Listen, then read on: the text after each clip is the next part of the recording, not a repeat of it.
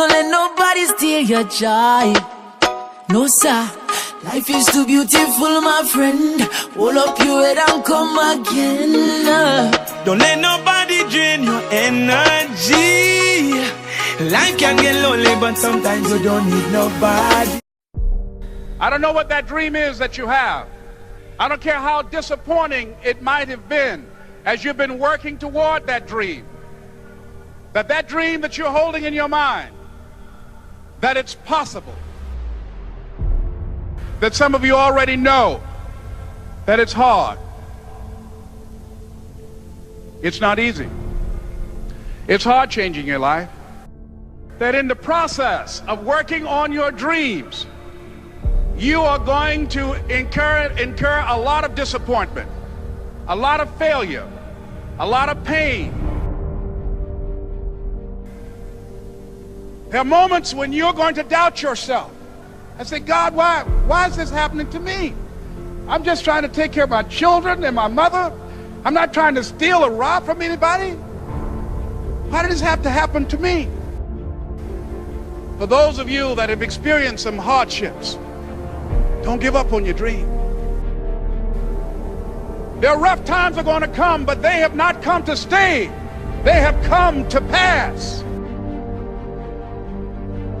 Greatness is not this wonderful, esoteric, elusive, God-like feature that only the special among us will ever taste. You know, it's something that truly exists in all of us.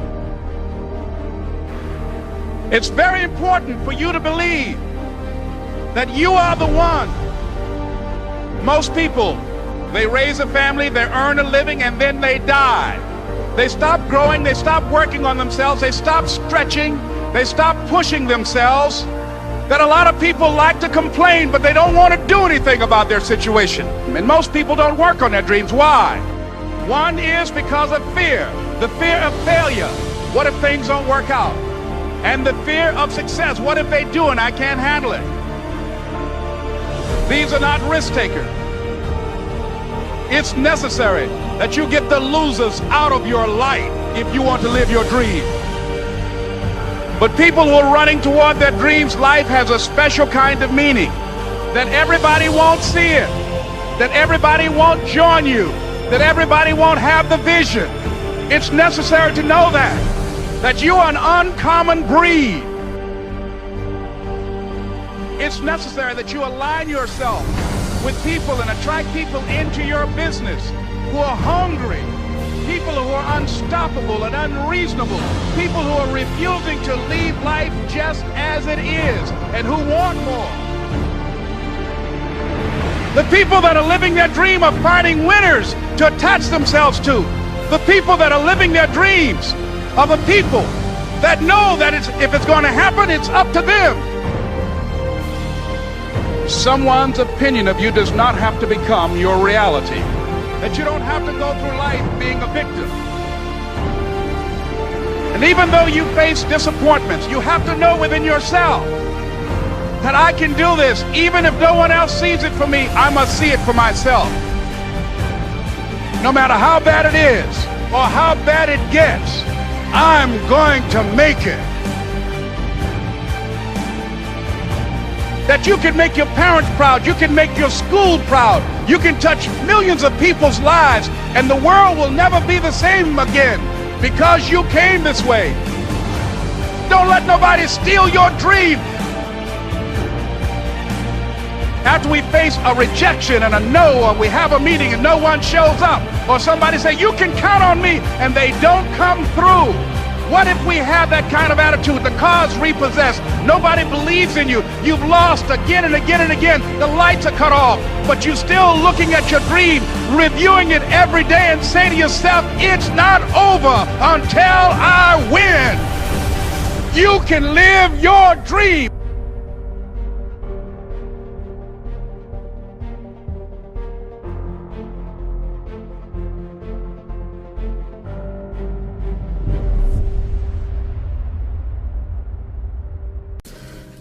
The difference in people, the difference in performance, The difference in the final result, the outcome, is it usually dependent upon skill? Is that what makes one person better than another, yes or no?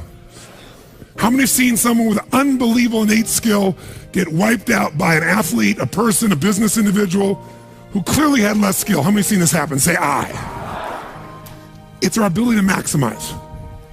We said on day one, leaders are what transform organizations. You want to grow this company, you want to transform this company, leaders do it. A leader doesn't mean everybody else follows you. It just means that you have a higher what? A higher standard than anybody else does. What'll make you the leader is when you have a higher expectation, not of other people, anybody can do that, of whom? Of yourself. So if you want to know what does it take to take things to the highest level, what's going to take to change my business permanently, not temporary, you can go home and you can install some of these strategies, skills, tactics, tools, insights, and see a significant change. But if that change is going to be a lasting company of value that keeps growing, then the things you've learned here have to become the standard for your organization, not something you did for a period of time. Whenever you look at somebody and say, why are they more successful than anybody else? It's always because of step one, they've raised their standard. If you go back home and you want to change your life in any way, personally, professionally, or your company, as boring as it sounds, as stupid as it ain't it sounds, you might say, I spent all this time, this energy, this money, and you're going to tell me to raise my standards? Yes. Because even though that's not sexy, it is the only thing that creates lasting change. You can go on a diet and you can lose weight, but what will that person eventually do? They'll go where? Back, unless they raise their standard. Now that sounds so trite and stupid and positive thinky or old school, but the truth is it's the truth. So maybe I can language it in a way that's more compelling to you or more simple. What does it mean when we say raise our standards? It means you turn your shoulds into musts. The difference in people is that they turn their shoulds into musts. The things that you used to say I should do, you do your shoulds when it's convenient, when it's comfortable, when it goes your way. But when something is a must, not to other people, but a must to you, do you find the way to get it done, yes or no? So the difference in people is what's their must, or another word for that is what's their standard. Every person in this room right now, our bodies are a reflection of our physical standards. They are not a reflection of our desires. Most people have a desire for more energy or a better body or a stronger body or a more fit body. We don't get our goals, we get our musts. The ones that are the musts become how you are. And guess what? It shows up in your rituals. When it's a must, you have different rituals, different things you do consistently when you must have your body a certain way than you should or you'd like to or you ought to. How many follow what I'm talking about here? Say aye. So whether we want it or not, the only way to change your body long term is change what the must is for you. Now, I'm not telling you what it should be. Who the hell am I? I'm just saying maybe it's time for you to take a look. Because many times you set the standard a long time ago, or you lost the standard completely because most of us base our standards by our environment. Who you spend time with is who you tend to become. So if everybody around you is gaining a little weight, or everybody around you is, constantly tired, after a while, even if you had high energy, you don't want to make fun of them or tease them or make them feel bad. So gradually, subconsciously, you lower your own standard just a little bit. And that little bit is that old metaphor, overused but true. You take a frog and put him in boiling water, what's he going to do? Jump right out. But if you put him in and turn the water up real slowly, over time, it'll boil to death. That's most people's lives, isn't it? And it's usually because you haven't remembered the power of who you spend time with. Who you spend time with is who you become. So one of the things that's great about this 5 days is you found people from all over the world who are all absolutely committed to go day and night and day, literally, sometimes with food, sometimes without, but whose standard was, I'm here to maximize who I am, what I'm about, what I'm going to take home, what I'm going to create. That raises your game. Remember, play against somebody you're better than, your skills are going to go down. Play against somebody better than you, just to stay on the court, the game has to go up. Want to change your life? Raise your standard. Want to raise your standard the most? Get around where it's better. Surround yourself with people playing the game much higher than you are. So just to be around them, your game has to rise. That's part of what we try to do. When we come into a company, we create that by raising the standard amongst them. or you got to do it by yourself, but you got to do it.